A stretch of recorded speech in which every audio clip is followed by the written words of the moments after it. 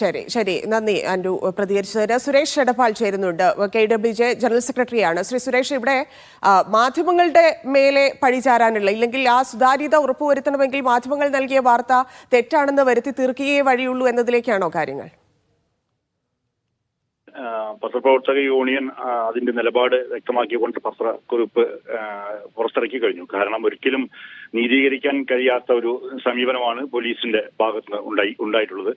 മാധ്യമപ്രവർത്തകൻ ഇത്തരം കാര്യങ്ങളുടെ സോഴ്സ് വെളിപ്പെടുത്തി രംഗത്ത് വരണമെന്നും അത് നേരിട്ട് വന്ന് അറിയിക്കണമെന്നുള്ള രീതിയിലുള്ള ഇതൊരു ഭീഷണിയുടെ ഭാഷയാണ്. തീർച്ചയായും പത്രപ്രവർത്തക യൂണിയൻ അത് ഒരിക്കലും അംഗീകരിക്കാൻ കഴിയില്ലെന്നും ഇക്കാര്യം സംബന്ധിച്ച് മുഖ്യമന്ത്രിയോട് നേരിട്ട് തന്നെ ആഭ്യന്തര വകുപ്പിന്റെ ചുമതലയുള്ള കേരളത്തിലും ബഹുമാനപ്പെട്ട മുഖ്യമന്ത്രിയോട് കേരള പത്രപ്രവർത്തക യൂണിയൻ അതിശക്തമായ പ്രതിഷേധം അറിയിച്ചു കഴിഞ്ഞു.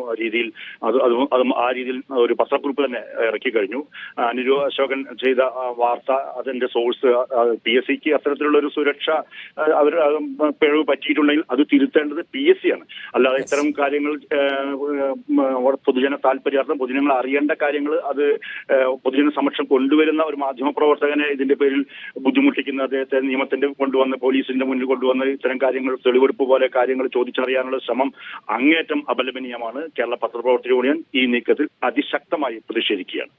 ശരി, നന്ദി ശ്രീ സുരേഷ് എടപ്പാൾ പ്രതികരിച്ചതിന്. ഇപ്പോൾ സാജു കെയർ വീണ്ടും ചേരുന്നുണ്ട്. സാജു, ഇവിടെ ഈ പ്രതിനിധിയും ഒപ്പം തന്നെ വാർത്ത റിപ്പോർട്ട് ചെയ്ത അൻഡുവും പറയുന്നതനുസരിച്ചാണെങ്കിൽ ഇതിൽ ഒരു സോഴ്സ് വെളിപ്പെടുത്തുക എന്നതിനപ്പുറത്തേക്ക് മാധ്യമങ്ങളുടെ തലയിൽ കെട്ടിവെക്കാനുള്ള ഒരു ശ്രമം, അത് സ്വാഭാവികമായിട്ട് പോലീസിന്റെ ഭാഗത്തു നിന്നുള്ള വീഴ്ച, അതിനപ്പുറത്തേക്ക് ഈ കേസ് ഇനി എങ്ങനെ മുന്നോട്ട് കൊണ്ടുപോകും? അതായത് ഇതിന്റെ സോൾവ് ചെയ്യേണ്ട കാര്യങ്ങൾ ഭാഗങ്ങളൊക്കെ അവിടെ തന്നെ കിടക്കുന്നു. അതിലുള്ള ഒരു സുതാര്യതയെക്കുറിച്ചുള്ള ഉദ്യോഗാർത്ഥികളുടെ സംശയങ്ങൾ ഇല്ലെങ്കിൽ അവരുടെ ആശങ്കകൾ എല്ലാം നിലനിർത്തിക്കൊണ്ടാണ് ഇതിലേക്ക് കടക്കുന്നത് എന്നുള്ളതാണ്.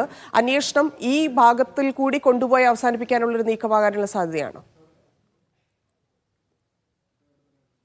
തീർച്ചയായും. കാരണം നേരത്തെ അനുരു സൂചിപ്പിച്ചതുപോലെ തന്നെ PSCയുടെ വിജിലൻസ് വിങ്ങിന്റെ അന്വേഷണത്തിൽ വിവരങ്ങൾ മാധ്യമപ്രവർത്തകനിലേക്ക് ചോർന്നിട്ടുണ്ട് എന്ന് കണ്ടെത്തുന്നു.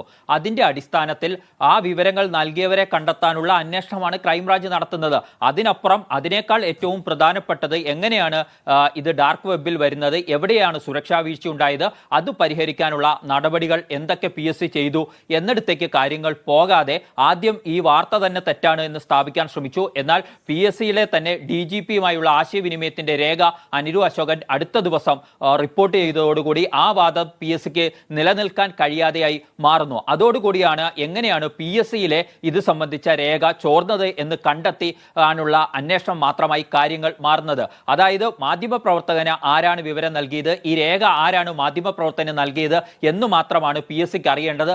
അതിനുവേണ്ടിയുള്ള ക്രൈംബ്രാഞ്ച് അന്വേഷണമാണ് ഇപ്പോൾ നടന്നു വരുന്നത്. അത് അതിന്റെ എല്ലാ പരിധികളും ലംഘിച്ചു മുന്നോട്ട് പോകുന്നു എന്ന് വേണം നമ്മൾ മനസ്സിലാക്കാൻ. ആദ്യം മാധ്യമപ്രവർത്തകനെ ഫോണിൽ വിളിച്ച് സോഴ്സ് ആവശ്യപ്പെടുന്നു. അങ്ങനെ ആ സോഴ്സ് നൽകാൻ കഴിയില്ല എന്ന് പറയുമ്പോൾ ആ മാധ്യമ സ്ഥാപനത്തിന്റെ ചീഫ് എഡിറ്റർക്ക് തന്നെ നോട്ടീസ് നൽകുകയാണ്. ഈ ഇമേജ് നിങ്ങൾക്ക് എവിടെ നിന്ന് കിട്ടി എന്നത് 48 മണിക്കൂറിനകം വിശദീകരിക്കണം എന്ന് ആവശ്യപ്പെട്ടുകൊണ്ടാണ് ക്രൈംബ്രാഞ്ച് DYSP നോട്ടീസ് നൽകിയിരിക്കുന്നത് എന്ന് മനസ്സിലാക്കണം. ഒപ്പം വ്യക്തിഗതമായ റിപ്പോർട്ടറുടെ വിവരങ്ങൾ അടക്കം നൽകണമെന്നും ആവശ്യപ്പെട്ടിട്ടുണ്ട്. അതായത് ഇമെയിൽ ID അടക്കമുള്ള റിപ്പോർട്ടറുടെ വിവരങ്ങൾ നൽകണമെന്നാണ് ആവശ്യപ്പെട്ടിരിക്കുന്നത്. നമുക്കറിയാം ഇമെയിൽ ID അടക്കമുള്ള വിവരങ്ങളിലൂടെ ലക്ഷ്യമിടുന്നതും എന്താണ് എന്ന് ആർക്കും ഊഹിക്കാൻ കഴിയുന്ന കാര്യമാണ്. മാത്രമല്ല